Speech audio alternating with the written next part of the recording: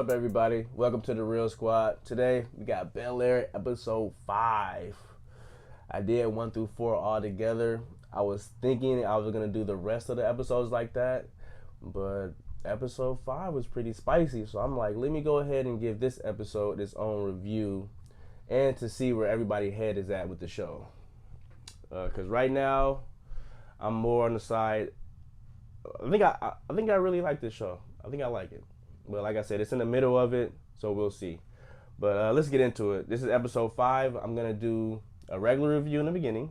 And then towards the end, I'll go into spoilers. It won't be a lot of them, but it's some stuff we got to talk about. Okay. Last episode, we left off. Will was trying to get Trey to come to Philly. And starting off the episode, my man Trey pulls up, which is cool. I will say this, though. The amount of times... I don't know how they talk in Philly, but the amount of times they say bro and they shake hands is definitely noticeable. Maybe it was only me, but I noticed it. But that's just a nitpick. But yeah, the person who's playing Trey is actually doing a really good job. Will and Trey are both really good working together and having on-screen presence. When they're together, it's fun, it's believable. Uncle Phil is having some issues from the last episode. He had like a little rally and whatnot for the people, and during that rally, he mentioned defund the police, and which got him up in the polls, but it's looking bad with the police or whatever, and so that's becoming a big deal for his campaign right now. And we have Hillary, who was basically invited into an influencer's house, like a social media influencer. It's like a handful of them who work in the house, and she's gonna be the new member. And so, in order to celebrate, she's throwing a dinner party at the house and she's inviting all the influencers through.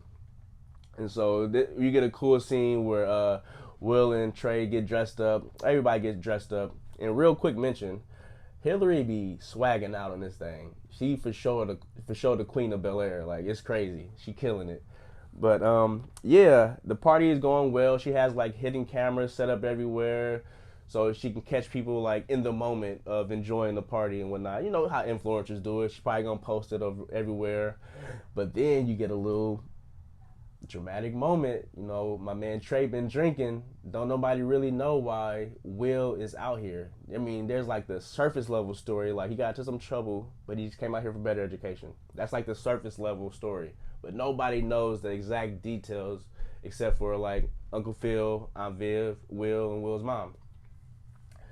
And so Trey drinking, feeling himself, see Carlton, starts talking a little bit too much, I'll say that. And yeah, but beyond that, the dinner scene is real fun. You have these prankster guys who call like the Black Ass Brothers, who pull a prank on the house, which is kind of ridiculous. It was alright. It wasn't that funny. It was cool though.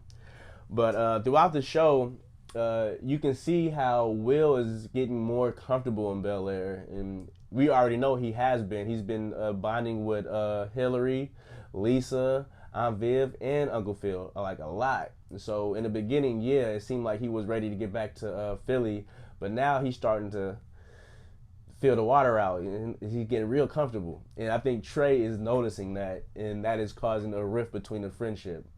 And so this is where things start to get a little spicy. So Carlton realizes something, and he has something over Will's head, and so he starts to use it. And the tension that they bring between Carlton and Will is crazy. Like, you would never think it would be this much heat between these two people. It is funk. It is crazy, man, because they related. Oh, man. And Will is, like, really trying. He's definitely trying. The character of Will Smith is getting, like, so much more likable. Like, I'm usually trying to put myself in his shoes, like, what would I do in a situation, or how would I handle it? And he is pretty much handling it sensibly. Like, it makes sense. So it's almost like, yeah, you're living the story through Will's eyes, and it's going how you think it should go, but things around him is just falling apart. Trey is done had it up to here, you know, because he want Will back. He feels like if Will stays in Bel Air, he turning his back to the streets. You know what I'm saying? He turning his back to Philly. And that's hella unfortunate when you have friends that think like that. You know what I'm saying? Like, you get into a particular situation, you would want friends to help you, and not even help you out, but pretty much like support you. You will want that support from your friends, not just random people. You always want the support from your friends and family. And when you don't get that, that can be traumatic and it can make you angry. And I feel like they handled that really well in this episode. Aunt Viv is also going through something right now. Last episode, her friend mentioned that a mutual friend of theirs is coming back into town and is hosting an art gallery. And that maybe Viv should pop up and, you know, see what he's talking about and try to get in it, because he's looking for artists that haven't drawn in a while, I should say. And so she's kind of like the perfect candidate. And when she goes to the art gallery, you would never guess who is the guy running it. My man Michael Ealy, of course. I'm like, no, Aunt Viv, don't cheat. They done brought Michael Ealy in as her mentor slash helper as far as getting her back on her feet with her art. So as soon as I seen him, I'm like, what are they about to do here? Like, is this about to get that dramatized? Is Aunt Viv gonna be into like a love triangle right now? So I thought that was pretty interesting and fun. I love when they bring in characters like that, or somebody you're familiar with, and it's nice to see.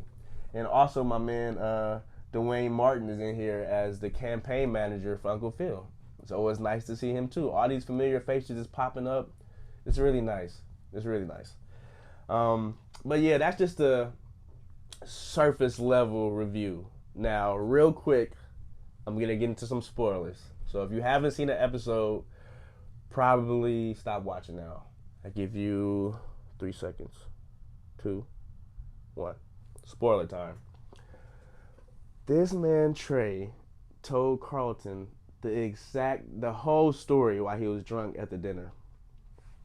So I'm like, I assume Carlton had an idea, you know what I'm saying? And they're like related, so I thought he had some sort of, which he did had an idea, but I didn't think he was gonna get this mad. Carlton went to Pops and was like, so you lied and broke the law to get Will out of jail.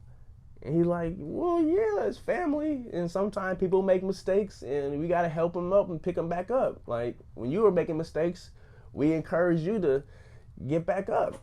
And he's like, you're not seriously comparing my anxiety issues with Will going to prison being a criminal. I'm like, oh my God, Carlton, calm down. Like, he is so furious right now. He's like, look, it's good. Like, Will is actually a good kid. He's turning his life around. Everything's gonna be better for him. Carlton is like, nope, you lied. I guess all that talk about truth and justice was bullshit. I'm like, this guy, Carlton, is so annoying right now. And it gets to the point where Uncle Phil was like, look, Carlton, if you say anything, Will isn't the only person this is going to affect. And Carlton is like, so he's like, I need your word on this, Carlton. And Carlton is like, you have my word because it's worth something. And I'm like, this is not going well. And as soon as Carlton left that room, you know, he went straight to Will's room. Like, so this is why you're in LA. And Will's like, bro, I thought you said something about knocking. Why you not knocking on my door? You just busting in here. It's like, oh, you gonna pull a gun on me too? I'm like, Carlton, it is not that serious, bro. It's not that serious. He's going hard. And Will's like, what you talking about? And he's like, Trey told me everything. I know all about the gun, going to jail. I'm like, Carlton, relax. And the only thing Will says is, Carlton, don't snitch. I was cracking up. And Carlton, of course, like, stay out of my way at home, stay out of my way at school, and stay the F away from Lisa. I'm like, no. And then you have the whole episode of Will just avoiding Carlton and Lisa. Trey don't know what's going on, so he just walking up on people like, "What's good? What's happening? You, Lisa? I heard about you." I'm like, Jesus Christ, this is just too much right now. This is too much. Carlton is pissing me off. And then you have Trey, who think Will is going soft. You a Bel Air? What did he say? Oh man, he was going off on Will. He was going off. And I'm like, dude, like chill out, bro. Like I just got here. I had no choice. And what do you expect me to do? Like I gotta adjust. I gotta be able to function here. And Trey was like, you think I care? I got shot.